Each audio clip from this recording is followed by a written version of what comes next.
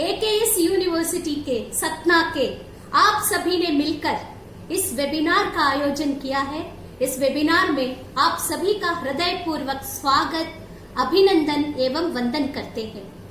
AKS university को अच्छा नाम इतने कम दिनों में दिलवाने वाले इंजीनियर अनंत सोनी जी हर समय मुस्कुराते हुए, किसी भी प्रकार का स्ट्रेस नहीं लेते और लोगों को खुशी देते हैं। ऐसे इंजीनियर अनंत सोनी जी को भी मैं बहुत बहुत बधाई देती हूँ, क्योंकि मैं स्वयं उनको देखी हूँ वो कितना मेहनत करते हैं और अपने इस विश्वविद्यालय की ख्याति को अच्छा पहुंचाने के लिए, ऊंचाइयों तक ले जाने के लिए।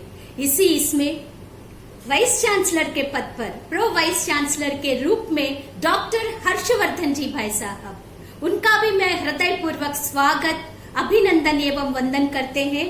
हमने हर्षवर्धन जी और मैडम हर्षवर्धन जी से हमारी मुलाकातें कई हो चुकी है, मिलती रहती हूँ।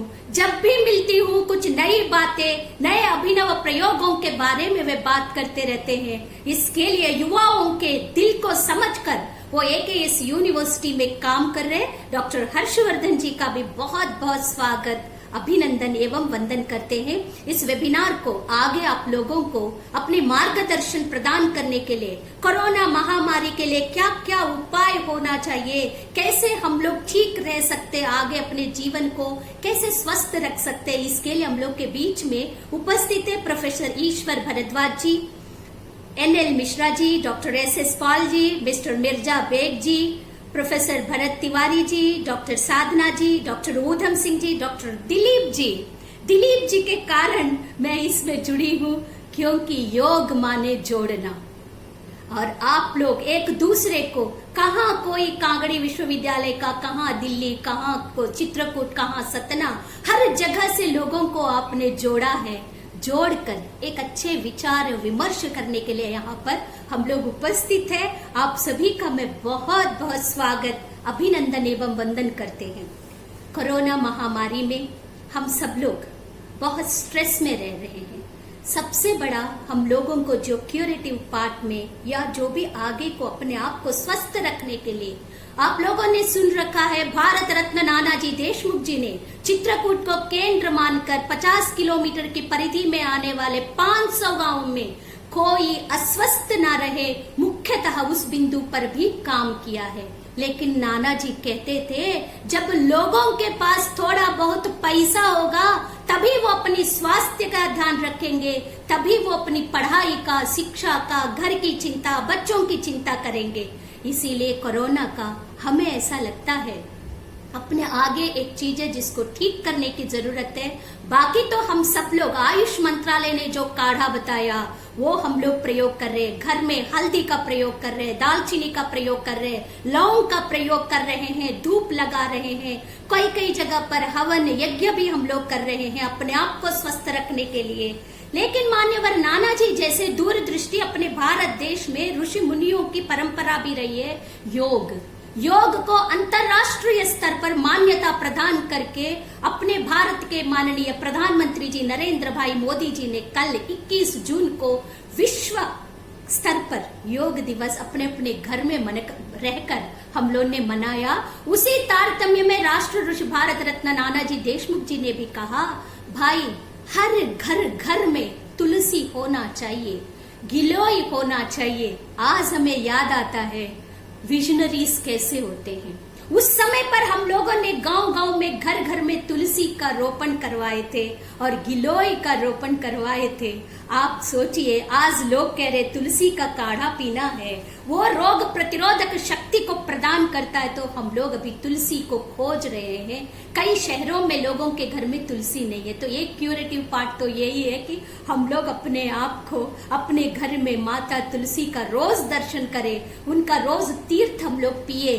तुलसी माता को सुषमा स्वराज जी कहती थी, तुलसी माता है, उसको चबाना नहीं चाहिए, उसको सिर्फ पानी में तीर्थ के रूप में लेना चाहिए। और साइंटिफिकली यदि विश्वविद्यालय के स्तर से यदि हम लोग को बात करना है तो तुलसी के अंदर पारा होता है, मर्क्यूरी होती है, वो दांतों को खराब करता है।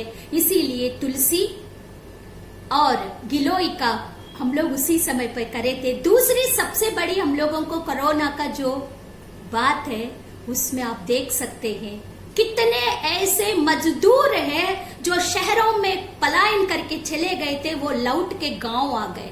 तो हम सब लोगों के सामने एक बड़ा चैलेंज है, यदि उनको रोजगार नहीं मिला, स्वरोजगार नहीं मिला, तो वो बीमार और होते जाएंगे और कोरोना भी उनको परेशान कर सकता है और भूखे पेट भजन न होए गोपाला जैसा हो जाएगा। तो हम लोगों के लिए एक सबसे बड़ा जो मतलब समस्या भी है और जो क्योर करने की जरूरत है, जिसको हम लोग को पकड़ने की जरूरत है। आसपास में जो भी मजदूर लौट कर आए हैं, विश्वविद्यालय के माध्यम से हम लोग को उनको आइडेंटिफाई करके किसी न किसी दानदाताओं से, सरकारी योजनाओं से, फोन लगा देंगे, सरकारी योजनाओं से हम लोग जो है उन लोगों को रोजगार दिलवाएंगे, तभी वो लोग स्वस्थ रह सकते हैं। और कोरोना की जो बैड इफेक्ट जो अपने समाज पे आया वो है जो माइग्रेट किया हुआ लोग सब गांव में लौट गए और गांव में रहते हुए उन लोगों को पता नहीं कैसे जीवन यापन करना। तो हम लोग कोरोना से तो बच जाएंगे, लेकिन जो बेरोजगार नव युवक युवतियों की दुर्दशा क्या होगी उन परिवारों का, ये हम लोगों को सोचना है। तीसरा जो क्यूरेटिव का हमें ऐसा लगता है कि कोरोना शारीरिक रूप से तो तोड़ रही है लोगों को और हम सब लोगों से दूर कर रही है लोगों को, लेकिन एक है इस बीच में हम लोग सबसे ज्यादा ऑनलाइन एजुकेशन, वेबिनार्स ये सब कर रहे हैं। उसी बीच में आर्टिफिशियल इंटेलिजेंस की बात आती है, ये भी हम लोगों को ठीक करने की जरूरत है, क्योंकि इसके कारण भी दुष्प्रभाव बहुत होगा आगे, क्योंकि उसके पास तो विवेक नहीं ना। आर्टिफिशियल इंटेलिजेंस का अर्थ है वो जो अपन ने बोला वो कूली जैसा या एक आदेश मानने वाले जैसा काम करता है, उसके पास बुद्धि नहीं होता, विवेक नहीं होता। क्योंकि हम लोग माँ को कहेंगे माँ मेरा पेट दुख रहा, वो सीधा कोई अंग्रेजी दवाई नहीं पकड़ाती। माँ के पास विवेक है ना, बुद्धि है, वो सोचती है, संवेदनशील है, इसीलिए वो हम लोगों को बोलती है थोड़ा अजवाइन खा लो, थोड़ा काला नमक खा लो, थोड़ा सा गर्म पानी पी लो, थोड़ा वज्रासन में बैठो, थोड़ा टहलो, थोड़ा गर्म पानी में घी डालकर पी लो तो पेट की जो ये गर्माहट है वो दूर हो जाएगी। ऐसा विभिन्न प्रकार की घरेलू उपचार बताती है, क्योंकि वो विवेकशील है। आर्टिफिशियल इंटेलिजेंस की जितनी भी बात हम लोग अभी कोरोना के टाइम पे देख रहे हैं, ये नुकसान हो सकता है। कोरोना को जीतने के लिए हम लोग अपनी घरेलू उपचार ज्यादा से ज्यादा करें और उसमें हल्दी, दालचीनी, काली मिर्च, अजवाइन, काला नमक, गिलोय और लौंग, छोटी इलायची, ये चीजें अपने घर में रोज रहता है। कभी धनिया का पानी पी लिया, कभी जीरा का पानी पी लिया, कभी तुलसी माता का अर्घ्य लेकर अपन ने पी लिया। इन सब से हम लोग स्वस्थ रह सकते हैं। बहुत बड़ी समस्या अपनी देश पे आई है और विदेशों में भी, पूरा विश्व में आई है। यह वैश्विक महामारी है। वैश्विक महामारी को छोटे छोटे स्तर पे जब हम लोग मिलकर करेंगे तभी हम लोग कोरोना को भगा सकते हैं। इसीलिए हम निवेदन करना चाहते हैं, आज हम सिर्फ आप लोगों को बताना चाहते हैं, स्वस्थ रहने के लिए योग सबसे ज्यादा आवश्यक है, क्योंकि अपनी बॉडी में जितनी भी चीजें अंदर चलती है, नाड़ी तंत्र वगैरह, ये हम लोग देख नहीं सकते। बीमार पड़ गया तो सीधा हम लोग अस्पताल को जाते हैं, बीमार ही ना पड़े ये हम लोगों का प्रयास हो। योग करेंगे तो अपनी बॉडी को, शरीर, मन, बुद्धि और आत्मा को जोड़ता है। एक इंटीग्रेटेड अप्रोच के साथ हम लोग हेल्दी लाइफ, हैप्पी लाइफ कर सकते हैं। योग दिवस, अंतर्राष्ट्रीय योग दिवस की आपको ढेर सारी शुभकामनाएं।